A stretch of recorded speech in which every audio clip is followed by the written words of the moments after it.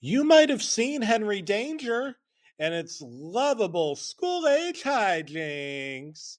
And Go Get the Bad Guys, Good Times.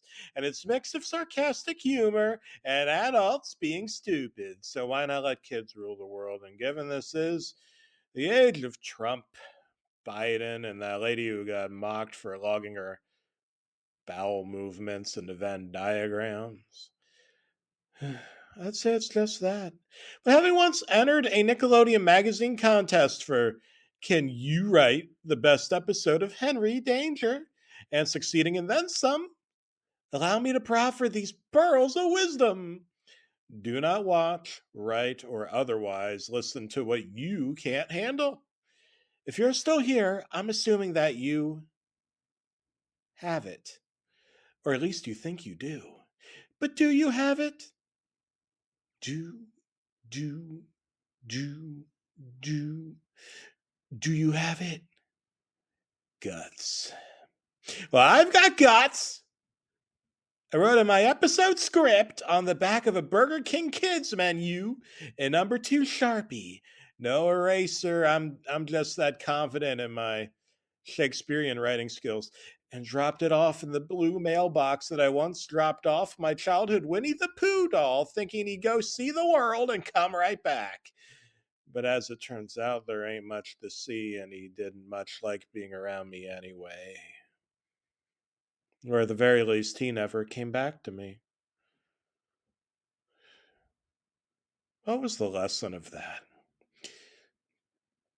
The childhood naivety of thinking, of believing some junk assembled on a scrap room floor in a Chinese sweatshop factory can be your real life friend and rescue from a piss poor family life, that I internalized dropping off my doll as the abandonment I deserve because my brain damage and much more than passive aggressive, thank you very much, father, used to smoke several packs of cigarettes a day and play pretend that I wasn't breathing in secondhand smoke because he'd mildly move his head to the left while the smoke cloud still polluted the family kitchen room breathing area. You know what?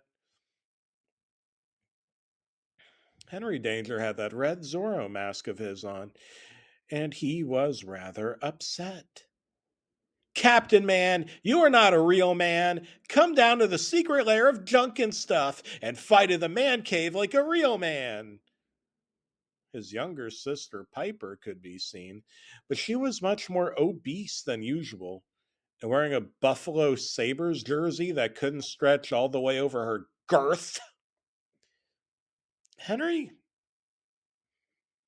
grabbed Piper and threw her down the stairs. She didn't even scream. But my guess is it was because she was eating cream puffs. Lots of them. Really fast. Like a hooker named Serenity sucking off camel nuts for a camel cigarette, despite the operation that left her with an iron lung from smoking 6 packs while downing a 6 pack. Anyway, Piper was dead. Henry took the usual pipe down to the man cave underground and ripped a flesh chunk off of her torso and began nibbling.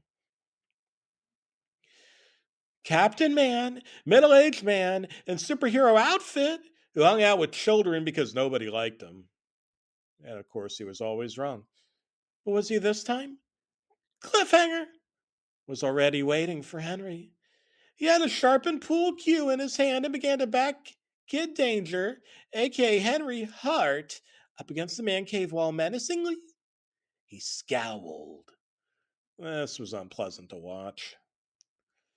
Go clean out the pool, pool boy. You are no longer Kid Danger, except for ingesting a toxic amount of chlorine after I drown you for pissing in the superhero hideout swimming pool. So that was the plot of the episode. I forgot that I wrote it. Anyway, Kid Danger rips the pool cue out of Captain Man's hand and shoves it far up his rectum. So hard that it penetrates his small and large intestines, kidney, spleen, and colon. You really need to examine your life, old man, Kid Danger exclaimed. It's time for your prostate exam. but he already did that. Strange. Seemed out of sync with the rest of the plot, but I feel like that's the way life often is. If all points of time could collapse into a singularity, maybe I could do the same with all of my thoughts and memories. Father.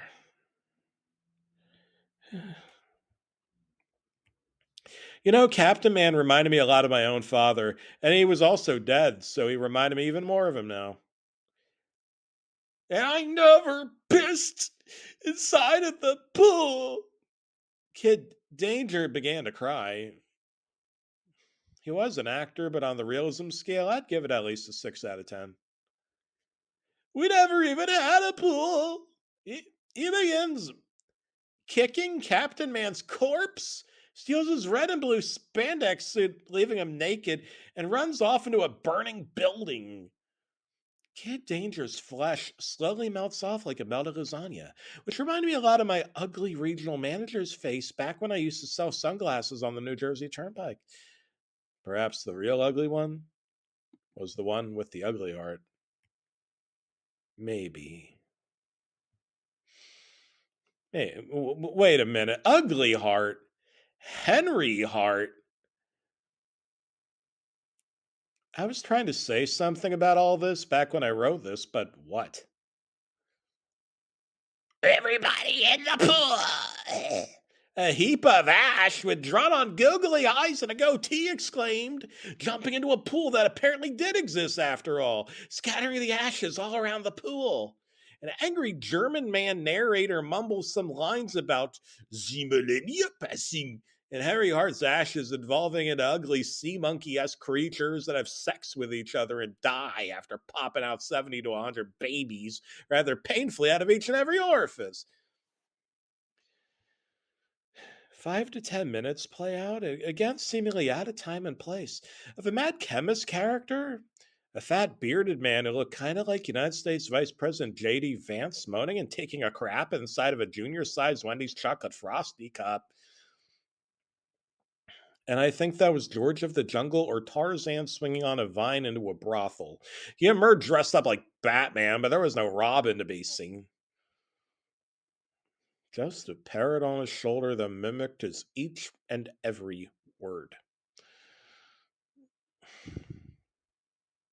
Then he grabbed the parrot and crushed its head in with his bare fist, which I guess made sense, given Batman might have super strength if he wasn't so useless. The parrot reappears as a broken heart. Not a cartoon heart, but a real life human heart that had been cut, sliced, diced, and thrashed open.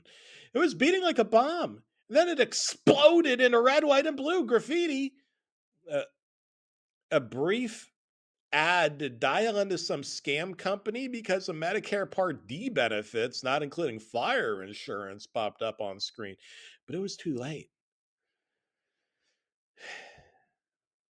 During that final scene of Henry Danger, I'd lit a match and burnt down my house while telling myself, this is fine.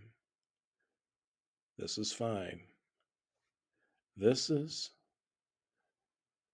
fine. Oh, I'll never forget those fourth degree burns. I ate all my meals through a straw, but it all tastes like stale mashed potatoes and coleslaw to me. Of course, maybe it is. Who would bother to look out for me and my preferences in the sad state of affairs? My nurse is rather fat. Every now and then, I see her popping one of those cream puffs into her throat. And I'll admit the thought of strangling her with a piano wire sometimes crosses my mind. Maybe I'd be like a real Kid Danger. Perhaps a real life Captain Man if he actually grew up to be competent and an example worth mimicking. Hmm. You know, Nickelodeon never responded to my script. I think I might have faxed it to my lawyer instead. I wanted to claim copyright on Nickelodeon's copyright, but I have no right to do that. There is no such thing as objective human rights. It just comforts us to feel like there are some.